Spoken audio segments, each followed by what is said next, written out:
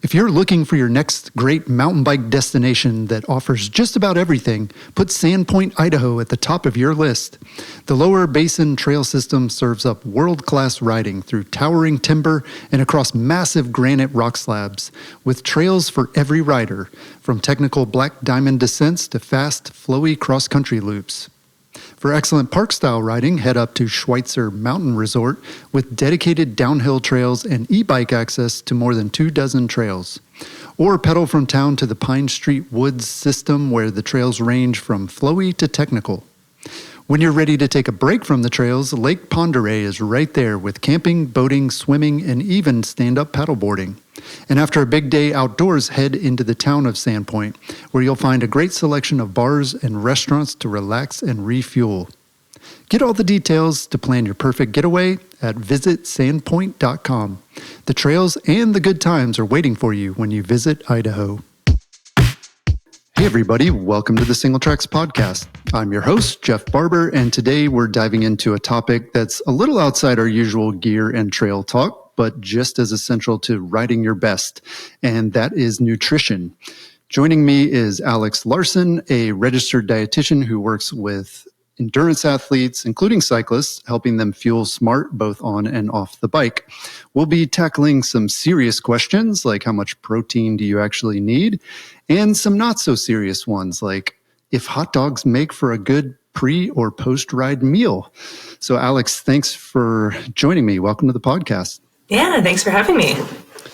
So we started this off, I asked our readers on social media what nutrition questions they had, and we got a lot of serious questions, which we'll go into, but we got just as many comments that were kind of jokey, suggested that some mountain bikers maybe aren't that focused on nutrition. So I'm curious, among your clients, do you see different approaches to nutrition based on the sport that people are into?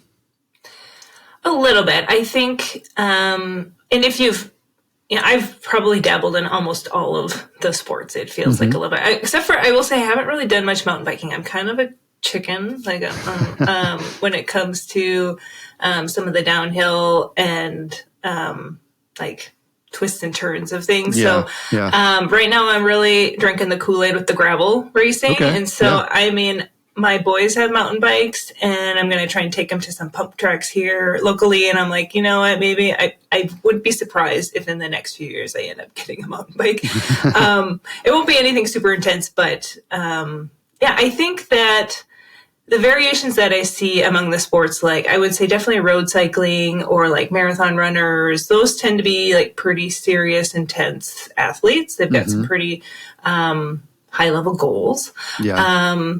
The gravel racing is definitely getting more popular, especially athletes that are maybe doing like Unbound. But we just had like Leadville 100, and that's considered a mountain bike course. Yeah. And so a lot of our mountain bikers are typically doing some of those bigger races where nutrition plays a very huge role in their success in actually getting to the finish line. So I think that's probably the biggest variation is just the seriousness of the athlete. But sometimes athletes who are doing this just for fun, which I think all of us are, like, but sometimes you just kind of set your standards, a little bit higher of like wanting to be more competitive or trying to get on a podium. Even if you are doing this at just a recreational level, I think people are still very much worthy of fueling themselves very well because it makes your riding so much more enjoyable when you feel good. And when we're not fueling right, it can be really easy to feel pretty poorly. Yeah. So I think some people just don't truly understand the connection, or maybe they know that there's a connection, but they just don't want to put in the work quite yet. And so they might joke around about it, which is fine. I think food should be fun, and I love to joke around. If anyone follows my Instagram, you know that I like to make fun of the nutrition stuff that endurance athletes do and make it lighthearted and simple, and make it not feel too complicated because it can get really intense on the internet with the multitude of opinions and perspectives, and it can be kind of like drinking from a fire hose, trying to figure out like what's the right information to sift through. And so that's where I like to come in and just kind of make this feel more practical and realistic for people. Yeah, that's a great approach. And so I'm really glad you're here because mountain bikers, it sounds like that's a good fit for how people are viewing it. So let's start with a question that a lot of riders have, especially right now during the summertime when it's hot outside. What should we be drinking? Should we drink plain water on rides, or when should you reach for like a hydration mix instead? Yeah, I think for anything that's over an hour, it'd be a great idea to start incorporating some sort of sports drink or electrolyte mix in your bottles.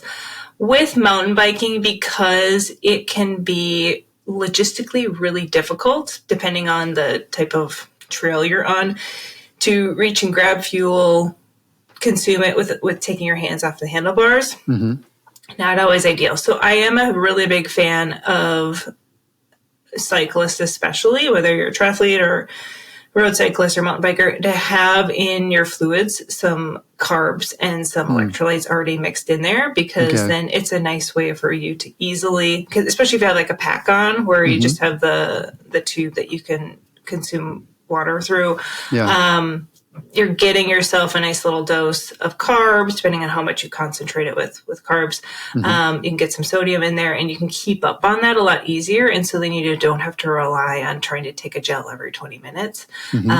That's my favorite route to go in terms of kind of killing 2-3 birds with one stone kind of situation.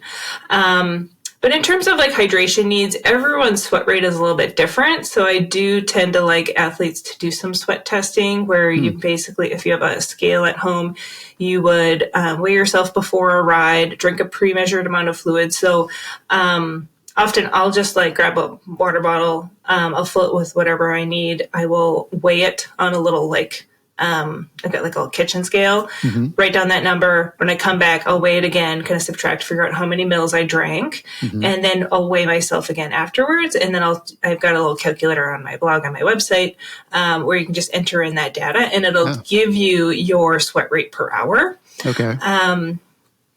And it's just really good information to know, especially in this heat, to figure out, okay, if I'm going out for a couple hours, maybe I'm going to try and rehydrate during my ride about 75% of my sweat rate, so that I'm not finishing the ride like severely dehydrated. Or if you're going out for longer, making sure that you're drinking enough to keep performance optimal. They say usually if you're losing less or over 2%, if you're losing over 2% of your body weight in fluids, you're going to see performance decline and cognitive function decline. It's really important to stay up on that hydration. You just feel better. Gut health, like in terms of like not having gut issues, dehydration is one of the big ones that causes a lot of GI issues with athletes. And you're just going to get better watts out of your bike if you're feeling really good. Yeah, that's great. Well, and I'm somebody, it's weird, but I don't like the taste of water. And so, that's good to know that like, Oh, I love the taste of water. I would just love to drink plain water all day long, but I tend to be a really salty sweater. So I need to make sure that if it's really hot out, if I'm going out like in the afternoon at the hottest part of the day, I'm adding, I have them actually here on my desk where I like these precision hydration packets. They're like 1,500 milligrams. This is the packet one, not the effervescent tablets. So I'll usually split one of those among my bottles just to boost a little bit more sodium with some of the other carb mix that I have in there. Okay. Yeah. I was going to ask about that because you mentioned it's good to have the electrolytes, but also some carbs in your hydration mix.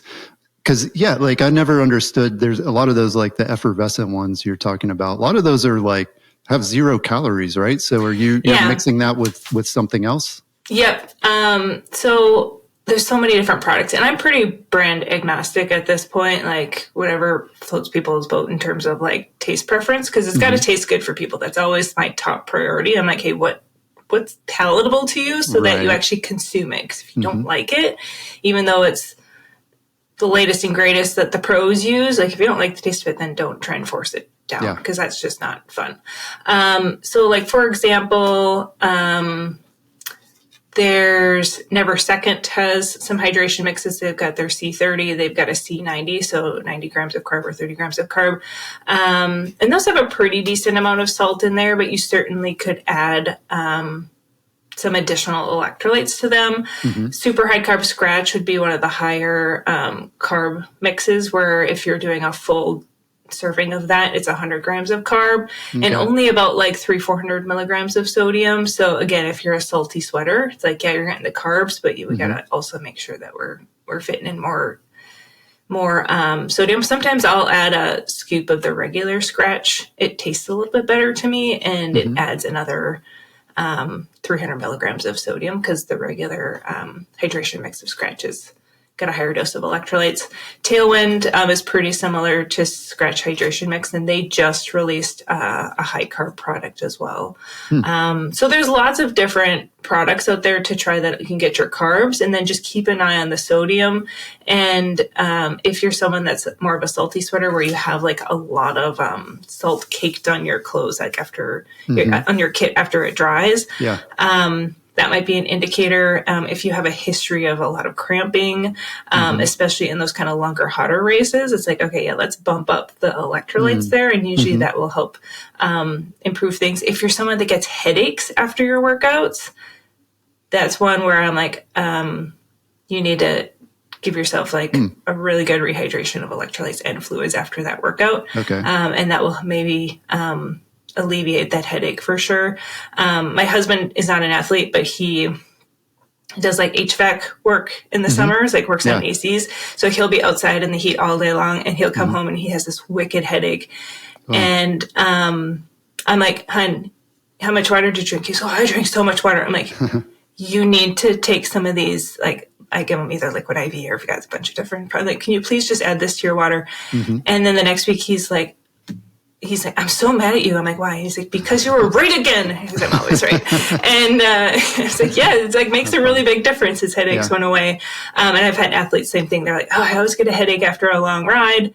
And I'm like, let's just add in a little pre-sodium load before your ride and a little after. And they're like, yeah, my headaches no more. And so it's kind of interesting how just some simple quick fixes can really give you a better experience. Yeah. I don't get headaches after rides usually, but I'm definitely get cramps, leg cramps pretty easily. So yeah, I guess I'm a salty sweater. So, I mean, you're saying that some people need more electrolytes, and I've noticed there has been like a push lately to add more electrolytes to like sports drinks and tablets. And now there are these like things like you're talking about specifically where it's just electrolyte, like you can add that to a sports drink that already has some. So it sounds like that's helpful, but how do you know if it's too much? Yeah. I mean, if you're starting to notice like some water retention and swelling, that would definitely be a big sign there. But you can actually have your sweat tested. There's a few different routes that you can go. Precision Hydration has some sweat testing locations all over, the world essentially. And it's a very simple test where they put a little electrode on your arm and it sends a little pulses into right in that little spot to signal that skin to sweat as if you're doing a really hard effort. And then they'll collect that sweat and they'll tell you how much sodium you're losing per liter. I've done that before. It came back 1,700 milligrams per liter, which I was like, shocked, but then is that high? That's pretty high. Usually the average is around 1,000. Wow. And so my jaw was on the floor. I was like, but then I thought about it and I was like, oh, actually that kind of tracks. Like when I used to do triathlons, I had cramping issues on the run not every single time. So that might be why. And then Levelin has a patch kit where you would go work out with this patch on, and then you mail it in and they analyze the results from that patch kit, and it will give you a whole big analysis, and that one's pretty cool. We've had our athletes do that. There's H-Drop is like a wearable device. That would be another route you could go. I think that one's a little more expensive. I think it's like $200-300. But it will also measure like how much fluids you're losing too. So that one's kind of interesting, but I've heard really good things about that product as well. So there's different things that you can use to learn more about your sweat rate. But then it's not just about learning what your sweat rate is, it's then also practicing, okay, how much fluids do I have to drink in an hour to keep myself hydrated, and staying on top of that, like finishing your bottles on time. I struggle with it myself, where I'm like, all right, every 15 minutes when my alarm goes off, I have to take at least 3-4 big gulps of fluid so that I can stay on track to finish my bottle in time to keep myself hydrated. Yeah. Wow. So it's not just dedication. About learning, but also then the practice. Because then when you get to race day, when there's all sorts of things that you're thinking about, and you're got a million things going on in your head at trying to like strategize positioning and pace and all of that, it's second nature for you to grab that bottle and stay hydrated. Yeah. Yeah. Makes sense. Well, so we also kind of touched on carbs, and one of the questions that somebody asked on our Instagram was, they mentioned that, pro road racers are known to drink a Coke mid-ride. So what role does sugar actually play as fuel during a ride? And do regular riders like me need that? Like, could I drink a Coke in the middle of the ride? Would that be good for me? Yes, sugar is very important. Even if you are a recreational rider, you're going to need carbs. I have had so many conversations, especially with my cyclists lately, about because they'll go on like a 2-hour easy effort ride or like a 3-hour easy ride. I even had one athlete, she lives over in Europe, and she went for like a 5-hour easy effort ride. I'm like, you still rode for 5 hours, even though this was a leisurely pace for you. And she only had she averaged like 40 grams of carb per hour. And so I measure it in carbs. So a lot of people might count by calories per hour but like when I say carbs, I'm meaning sugar. Okay. So sugar is carbs. And for anything over 2.5 hours, you're looking at 60 to 90 grams of carb an hour that athletes are needing. And even if it's leisurely pace, okay, because when you're cycling, you are using major muscles continuously pedaling, and that requires energy. And for many athletes, what I end up seeing, even if it was an easy effort ride, they underfuel the ride itself. And then later on in the day, they feel exhausted. They're tired. They feel like they need to take a nap. They feel like they've got this ravenous hunger that just can't go away no matter how much they eat. They can just get the munchies all evening long. Yeah. And if people are like, oh my gosh, this is me, like this is your sign to start fueling more on the bike. If that's drinking a Coke, have it be a Coke.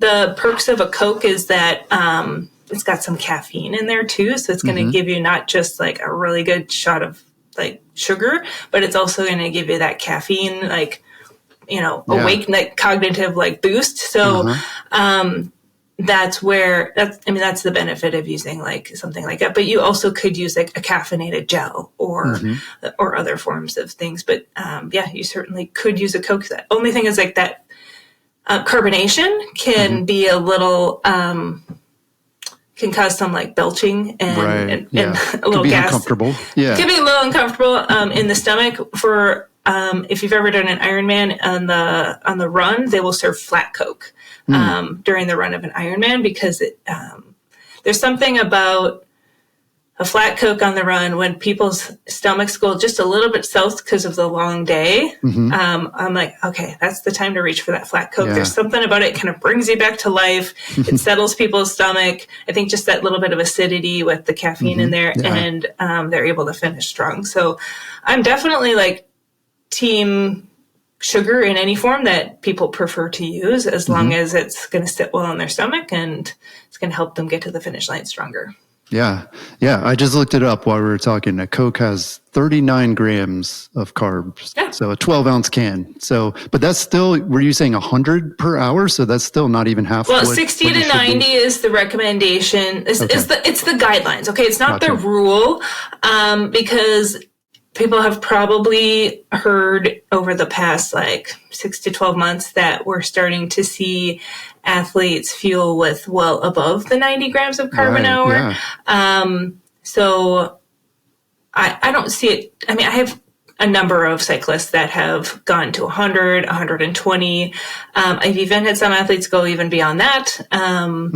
But you really have to be able to put out the power to use that much energy. You don't, I mean, if you're going for a leisurely ride, you don't need to be putting in that much carbs per hour. Okay. But if you're doing a really long, hard race and you're throwing out watts like it's nobody's business, then yeah, you need to make sure you're putting in the fuel to be able to keep that engine going. Yeah. Yeah. Okay. So yeah, not everybody needs that. I mean, I feel like, a lot of this is marketing, and it's like very recent too that I've been seeing this. Even like the sports drinks are advertising like a higher carb version or a higher electrolyte version, but sounds like more is not necessarily better for everyone. I mean, unless you are. Yeah. The thing about nutrition is it's not black and white. It's very much gray. It's so individualized, which is kind of part of my role is helping people figure out like what's going to work best for them. Gut tolerance is another thing too. If you're a newbie athlete, you're not going to be able to go from, taking 20 grams of carb an hour to 90. You have to really gradually work your way up to that. And doing more liquid carbs, like those hydration mixes, those are typically better tolerated in the gut. So people can jump up a little bit faster going that route. But if you're just doing like gels and trying to consume that much in gels, that's a lot of gels. That can be a little bit harder on the stomach, and you want to make sure you kind of drink some water with those to dilute it as well. So because otherwise it's just kind of a sugar bomb that's going to definitely upset things. Yeah. Yeah. All right. So one reader asked, how many hot dogs should I eat before and after the ride? And I assume that's at least partially in jest, but it does bring up a good point. So among mountain bikers, there does seem to be this sense that because we're so active, we don't really need to be concerned about avoiding junk food. So I'm curious, like, is that fair? I wouldn't necessarily eat a hot dog before a ride. So our body digests carbohydrates first. That's our body's favorite form of energy. They get digested very quickly. They're a very efficient source of energy. Then they will digest the protein, and then they'll digest fat. And hot dogs, aside from the bun, I mean, the bun's going to be your carb, right? But the hot dog itself is going to be basically protein and fat. And so that is going to take a lot longer to digest. So, I mean, if you want to have a hot dog before a ride, I would allow at least an hour and a half for that hot dog to digest. It's not going to help you performance-wise, okay? So protein and fat, it's not going to offer any performance benefits. The bun on the hot dog is going to be your energy source there. And then post-ride, if you want to have a hot dog, sure, but I also would have some additional, like, higher quality protein, like maybe a protein drink or some chocolate milk or something that's going to give you a little bit, some of that higher quality protein because post-ride, your muscles are going to be tired. They're going to want to get fed. They're going to want to reload your glycogen stores in your muscles and your liver, and it needs carbs for that, but then it's going to need to repair that muscle, and it needs protein. So those are the two things post-workout. And then to answer the question about junk food, I like to take a balanced approach.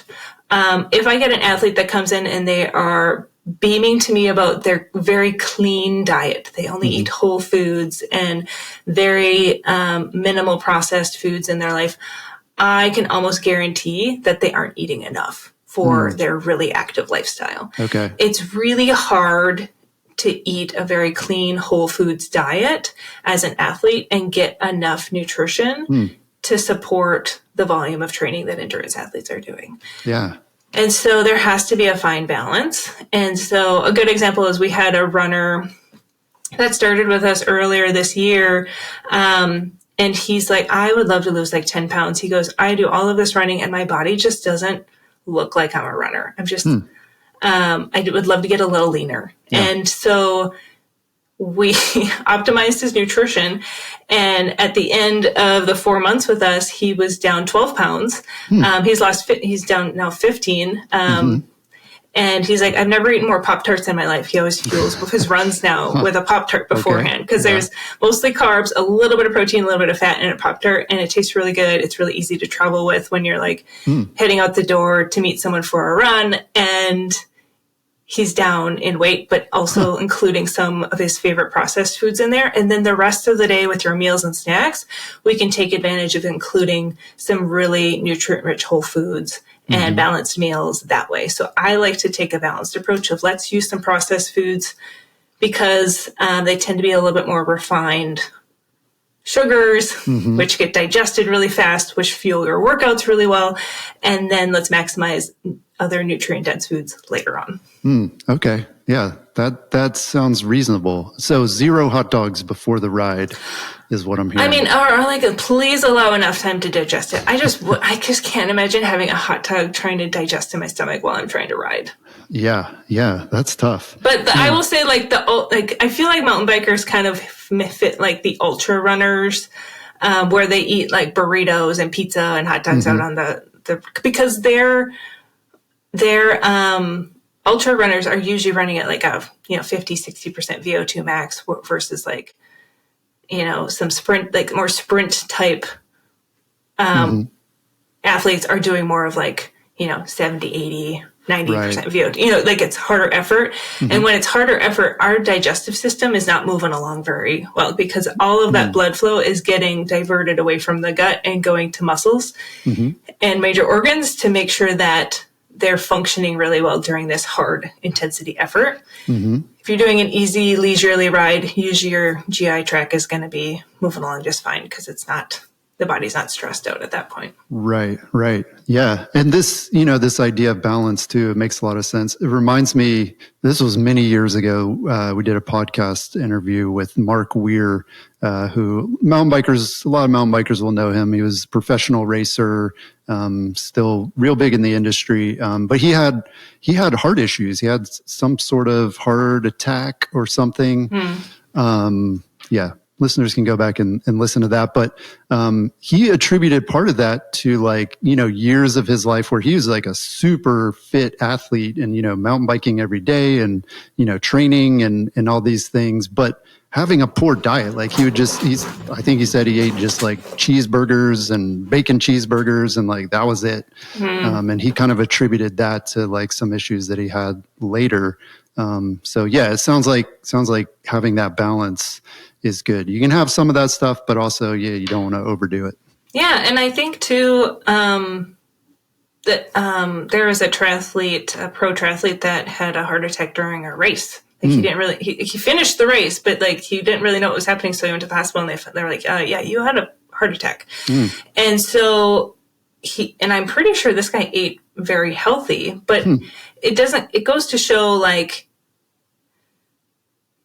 I find that the stress of being an endurance athlete is also really hard on the cardiovascular system. And for athletes who eat really well and train and obviously exercise a lot, and their cholesterol levels are really high, it could be genetics. There could be a family history of just high cholesterol. That certainly is a factor.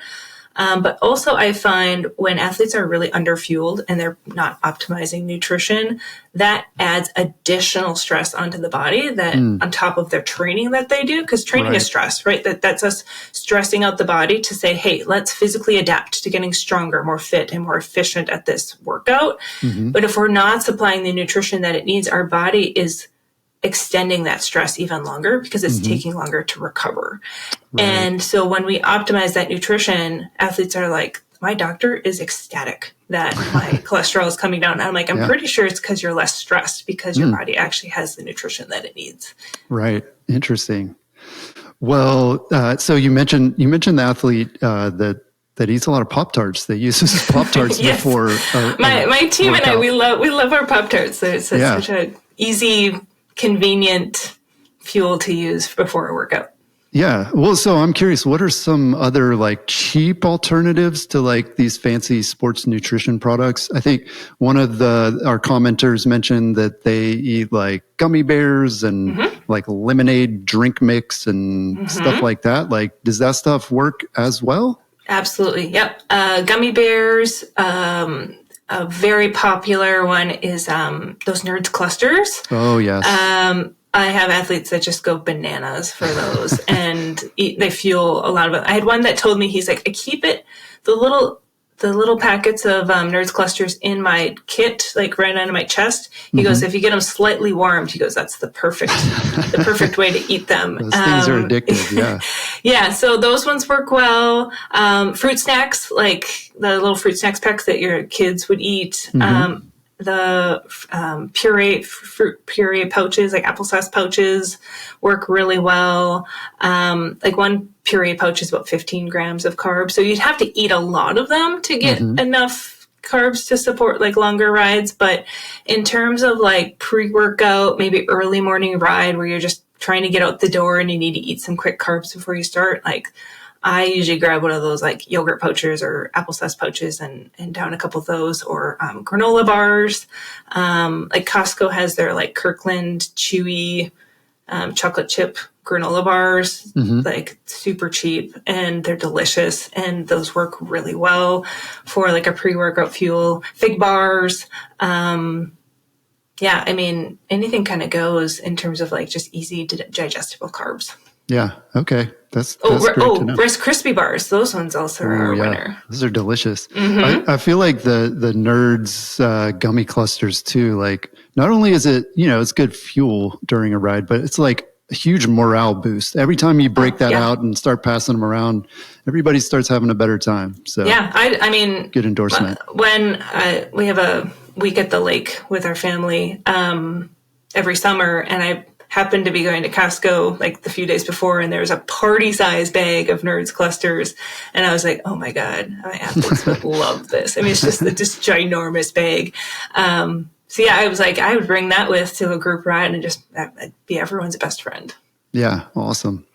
So this next question, I think we've kind of covered this, and maybe even in our last podcast conversation, we covered this, but I think maybe there's more of a like psychology aspect to this. But someone asked if it's okay to have no regrets about crushing a burrito the size of my head and a couple of beers after a ride. So yeah, I guess for a lot of us, food and nutrition, there is some of this like guilt and like stuff associated with it. So like, can you talk to that? Like how should we think about that kind of like decision as athletes? Yeah. I talk a lot about relationships with food with my athletes. Sometimes they come into our one-on-one coaching program with the goal of, I want to improve my relationship with food. And I ask them, like, what is your current relationship with it? And to them, it almost feels like something that they're fighting against. Like it doesn't. And to me, I want food to be like their training ally, like their best training partner, something that's going to really truly enhance and empower them to be the best athlete that they can be. I think because a lot of cyclists can get a little over obsessed with weight and power to weight ratio and how many watts per kilo are they and how much weight they need to drop in order to be, a more ideal, have that more ideal ratio. And so a lot of people just associate eating more with weight gain. And so they're kind of afraid to eat, and they associate like junk food or, like more of those indulgence foods with weight gain as well. And so like, I just want them to feel informed in their food decisions and feel more confident in putting together their meals and snacks and fueling and feel good about it. That's my goal. And sometimes there's an education piece, but also it takes some practice of learning how to eat well. I think of eating well as an athlete as a skill set. And some people don't think of it that way. I'm like, no, it's something you have to practice over and over and over, and they're going to make mistakes. And it's not a failure. It's just kind of figuring out what works for you and what doesn't for the unique, busy lifestyle that athletes live. And so that to me is how I want people to look at food, is like, this is a training partner for you. I want you to feel empowered with the food that you eat. I want it to also have an enjoyment piece where you're still including foods that you really love, that you like how you eat. It doesn't feel like a diet where you're like on and off again. It's just, hey, this is Jeff's way of eating. It works really well for his active lifestyle and also meeting his goals and brings out the best in him. And he just feels like he's eating like Jeff. And it works for his lifestyle and his schedule. So that's how I like to approach it. In terms of finishing a ride and eating a burrito the size of your head and a couple beers, I have a couple thoughts. Okay. Hopefully you have fueled that ride enough that you're not finishing the workout feeling absolutely completely depleted and starving and you're about to eat your arm. Okay. Yeah. Like, we don't want that. Like, I want you fueled well enough that you're like, yes, hungry because you might be due for a meal, but you're not so under fueled that your body is like in a like 4,000 calorie deficit. Yeah. Okay. Right. Like, that's not good. And it's really hard on the gut to take in a burrito the size of your head. Yeah. Like, yes, that's a big burrito. Like, that's a big much burrito. Bigger than a I've seen them before. Like, I've been to some mom and pop like restaurants where like it's like a college town and they served this breakfast burrito, and it really truly was like the size of your head. It was I once ate large. One that you got a t-shirt if you ate the whole thing. I think it was like a 5-pound burrito, and I finished it, but it didn't feel good. The Food Network's got those shows where they show all of that stuff, and like that's really hard on the gut. And it's not going to do, I mean, certainly you're going to get a good dose of calories. There's probably a ton of protein in there. There's probably some carbs in there. But it's also going to be really high in fat, and it's just going to be a beast to digest that. And it's just a lot of extra calories that you probably don't need. Yeah. Right? Okay. Like, I would be more strategic with that post-ride meal in making sure you're getting plenty of protein, plenty of carbs, but not like going way overboard in calories. Because again, when I see athletes that are like, yeah, the weight's been creeping up like 2-3 pounds every year, and now it's been, 5 years and I'm up 15, 20 pounds. It's like, okay, it's kind of these types of situations where you're doing this massive indulgence where that can put you in that calorie surplus, that can just see that slight little weight increase. And then next week you see that slight little weight increase. And it's a really sneaky body composition change. And the other thing is alcohol post-ride. I don't want to like break any hearts here. It can dehydrate you, and it can slow down recovery. So if you're doing like back-to-back training rides, if you're trying to recover quickly from a race because you've got another race the next weekend, alcohol, I would say try and keep it to a minimum. Sure, you can have a small celebratory beer, but then let's rehydrate you and really get you recovered back to baseline so you're ready to go for the next race. Okay. Yeah. Yeah. Because alcohol, I mean, it can definitely affect your sleep, like you're saying, with recovery. Sleep. 100%. Yeah. And there are plenty of good non-alcoholic beers now that you can celebrate with. And so, absolutely. We're living in a golden age. So, yeah. And I mean, I would say sober is starting to be a lot more trendy, which is fantastic. Yeah, absolutely. And I'm curious, kind of getting back to that idea of like our relationships to food. You hear some people, maybe it's more common with athletes, that have the theory that food is fuel. You hear that, like, but is that like an oversimplification, or can that potentially even get you into trouble if that's kind of how you look at food?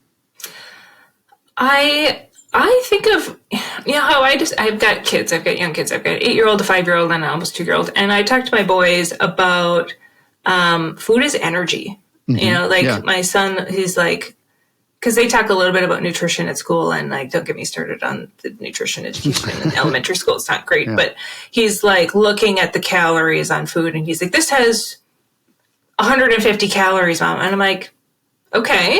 And I'm like, what do you think a calorie is? And he's like, I don't know. I'm like, it's just energy. Like, that's all it is. And you are a very active boy and you need energy. And so this is going to provide you energy. Or we talk about like the importance of protein for growing strong muscles. And so my 5-year-old is like, Mom, I need some cottage cheese. I need some protein. I'm going to get really big muscles. He's like, I'm so strong. Like to them, like, their food provides us energy, and sometimes there's protein in it. And then we talk about sugar. I'm like, there's nothing wrong with sugar, but if you have too much sugar and you don't have anything else with it, it might give you a stomach ache and it might not make you feel really great. So if we're going to have some candy, because we just had a parade in town the other day where they got a bunch of candy, I'm like, hey, let's maybe have some lunch with some protein in it, and then you can have some candy and you're going to feel so much better and not feel sick from eating all that candy and not having anything else with it. And so just talking about the practicality of like feeling really great, but also enjoying your food is a good approach to taking that. But I mean, the food is fuel.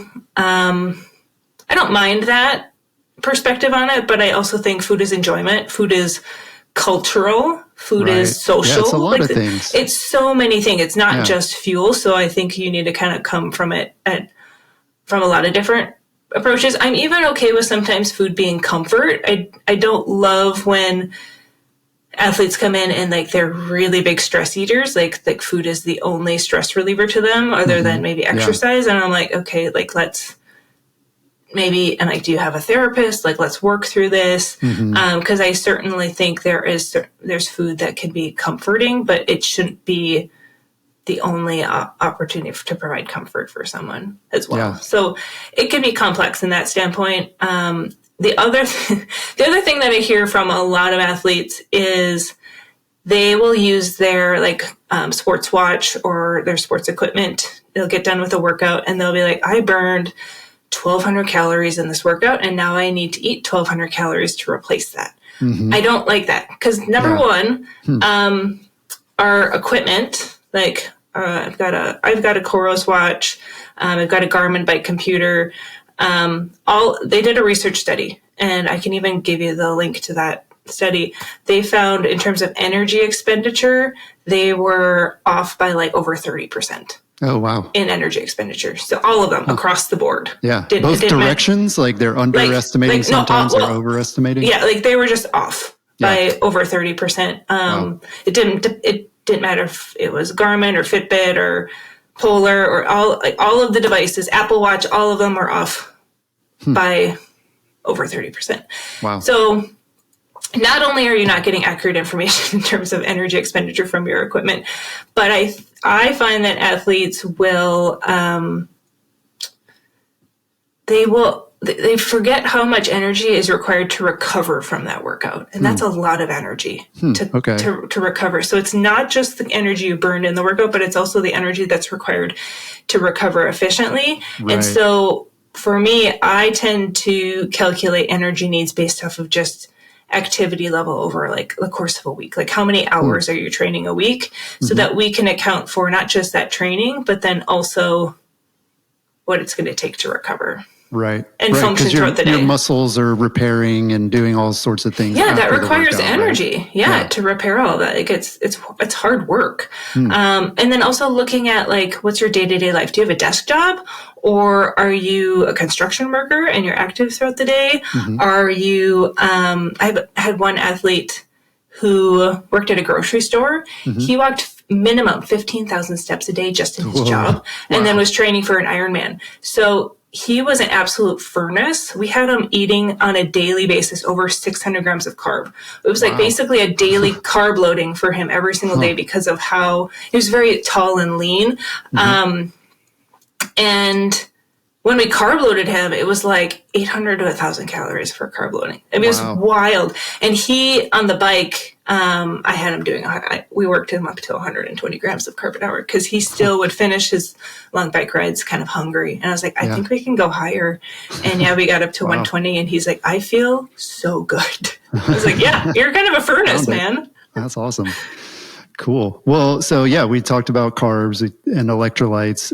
Another big one that people are talking about, not just athletes, just culture in general, is protein and adding more protein to our diets. And, especially people are thinking about it in terms of training, but also aging. So I'm curious, do you have a rule of thumb that you use for how much protein cyclists need per day? Where are we in that spectrum?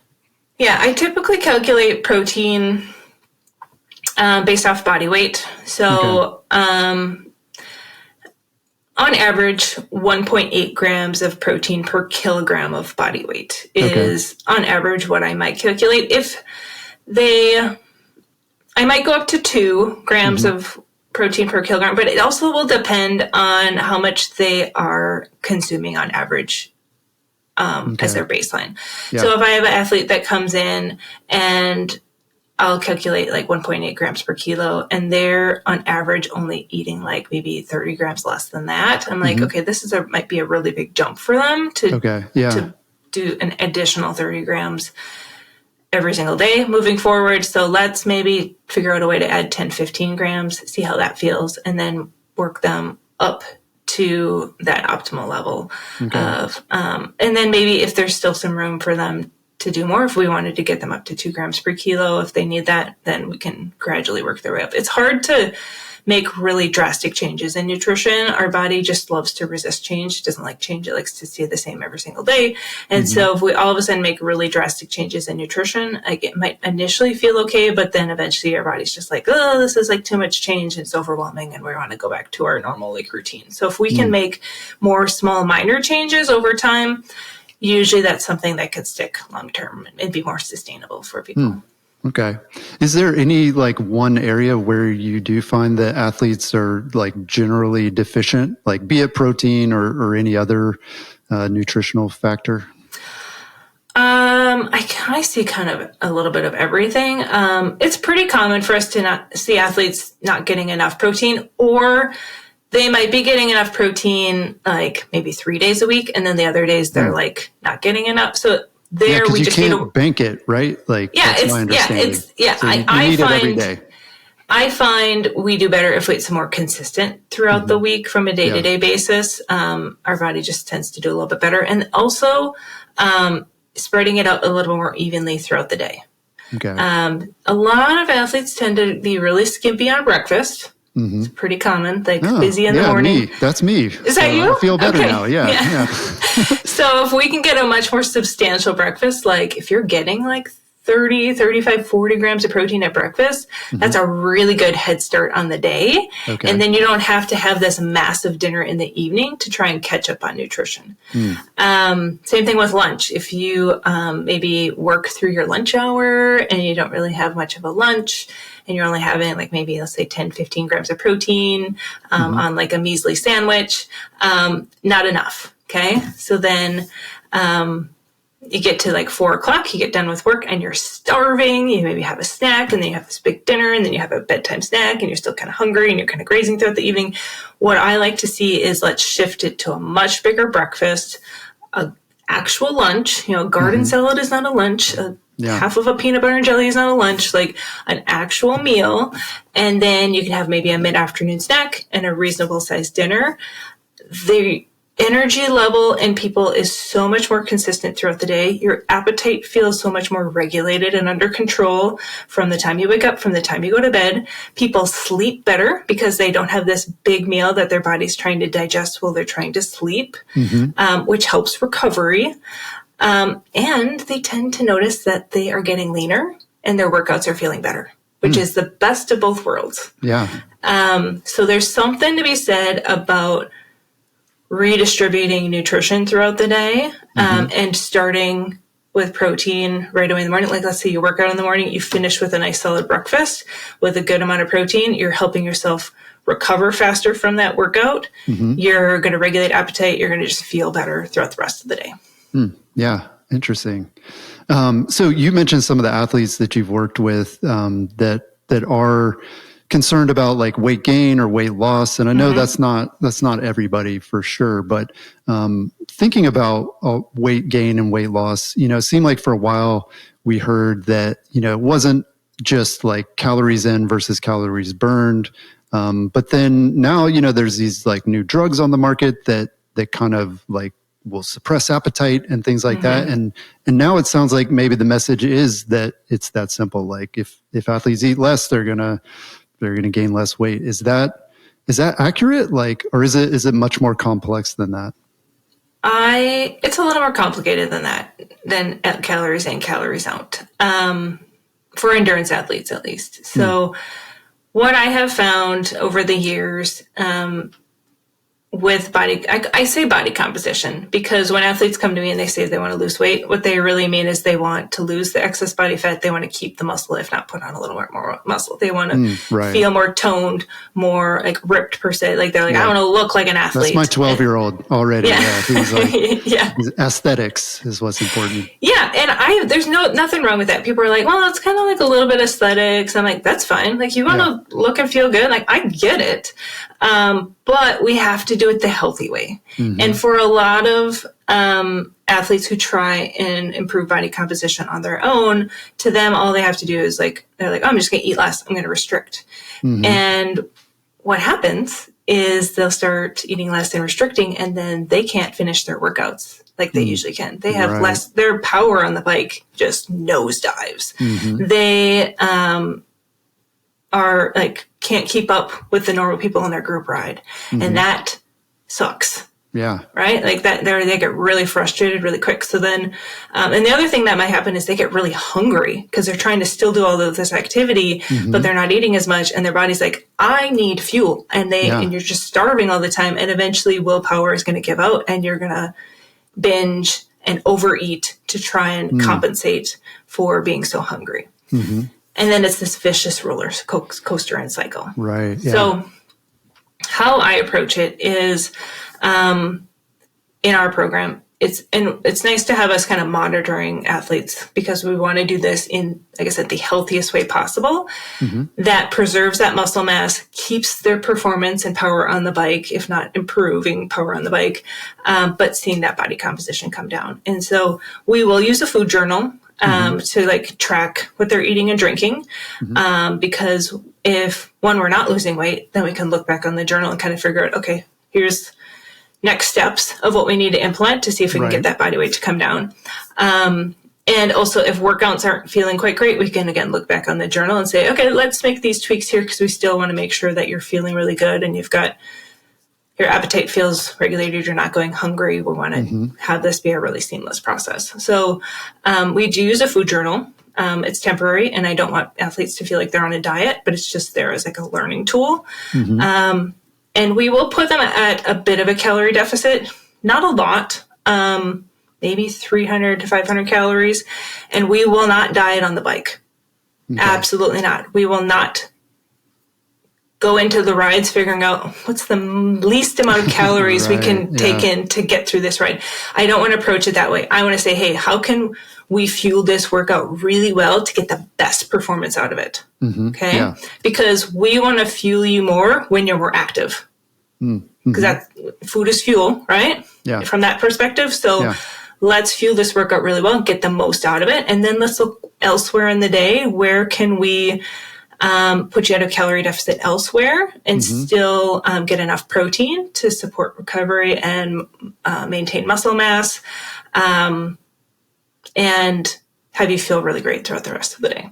And that's where we kind of work that balance between the two to see body composition improve and maintain performance. Yeah. Interesting.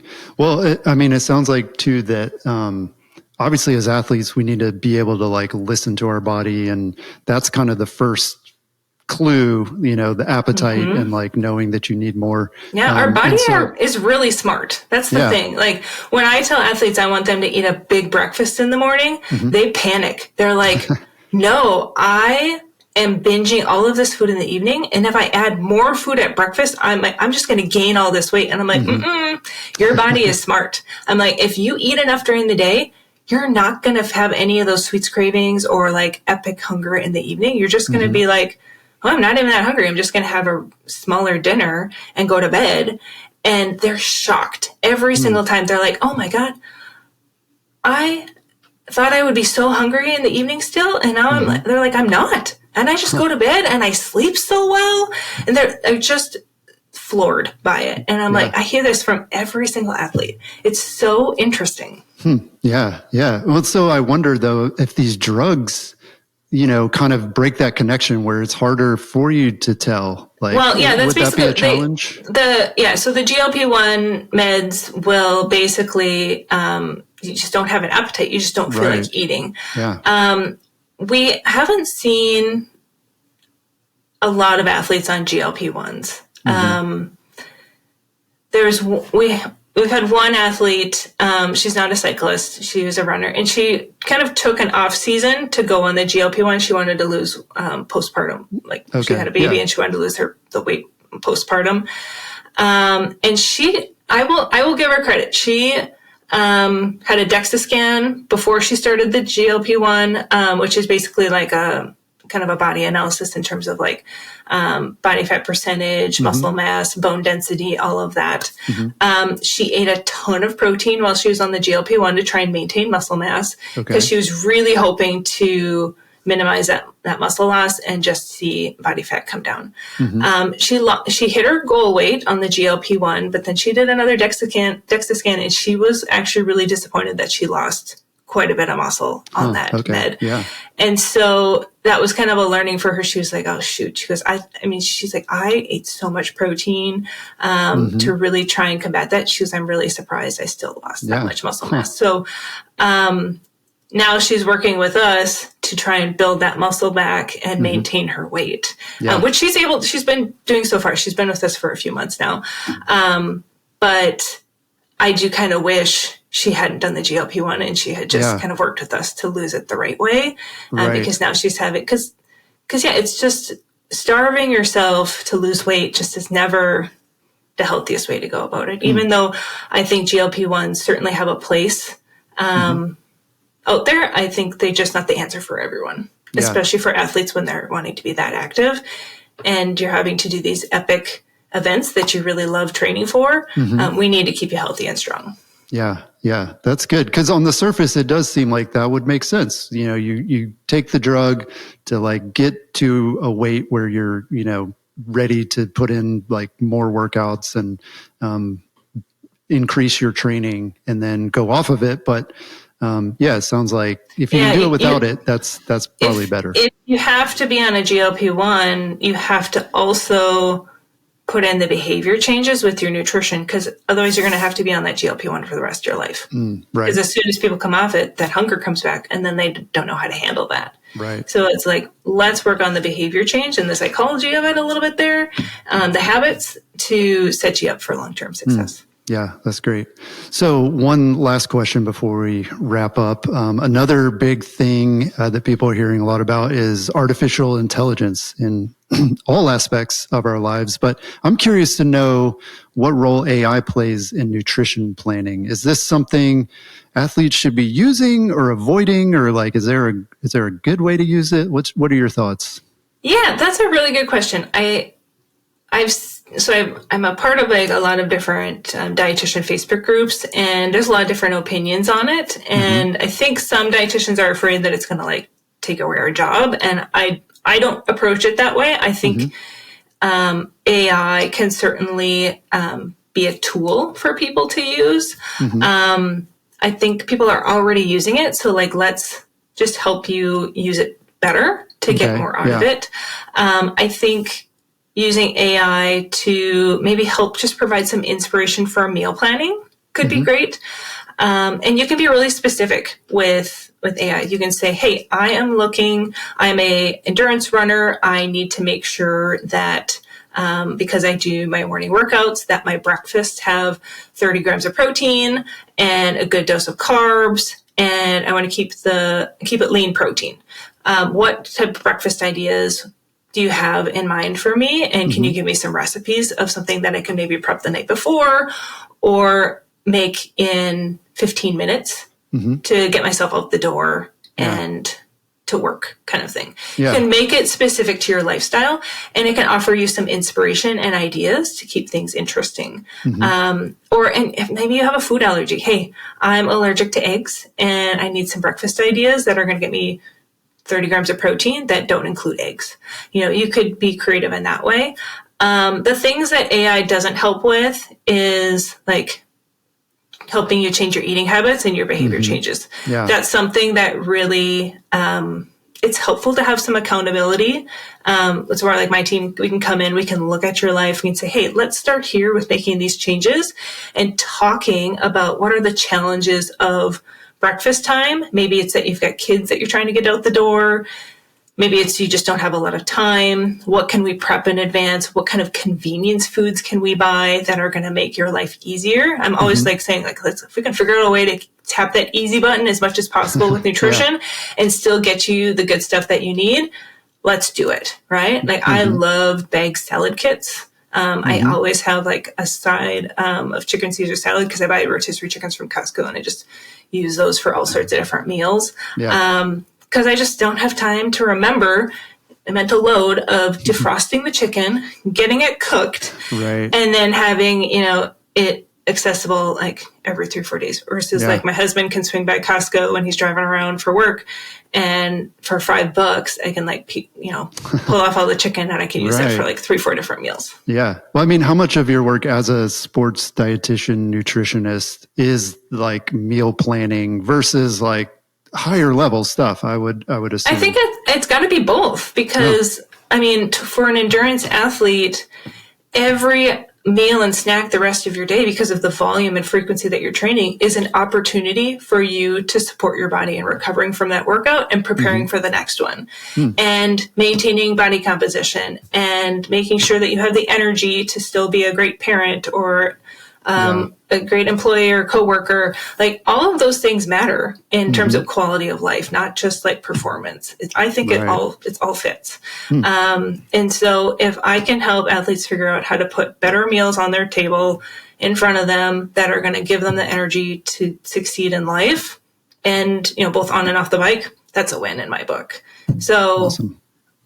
I'm trying to live it myself. I got 3 kids.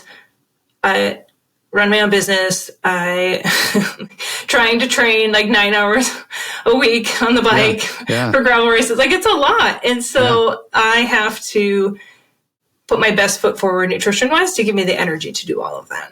Yeah, it's definitely a challenge. And I'm sure that's, for a lot of us, that is a big part of it, is just the day-to-day, the logistics of it alone be challenging. It's so tiring. And then just the mental load of trying to remember what to eat every single day. So like one gal this week was like, is it okay if you eat the same thing every single day? And I'm like, what if you just changed up slight parts of those meals to give yourself a little thing, keep it interesting. Like let's say you like always do tacos Tuesday night, like maybe 1 week you do beef, the other week you do chicken, another week you do carnitas, another week you do fish tacos. Like you don't have to think about what to make that night other than just tweaking the protein in it or the side dish on it, or doing a changing up to do a different salad, with as your side. Thinking of it that way lessens the decision making, but adds some variety in it so that it's just a little different. Yeah. Makes sense. Well, Alex, thanks so much for answering these questions. Some of them serious, some a little ridiculous. Where can our listeners go to learn more about your work and connect with you if they're looking for nutrition support? Yeah, my website is alexlarsonnutrition.com. I've got a blog on there. If you go to social channels like Instagram, Facebook, I'm at Alex Larson Nutrition. And then I also, this year, which is new, I have my own podcast. It's called Endurance Eats. You can find that anywhere that you listen to podcasts and on YouTube. Awesome. Well, thanks again for joining us, and thanks to all our listeners for tuning in. If you enjoyed this episode, make sure to subscribe and check out more at singletracks.com/podcast. We'll catch you next time. Peace.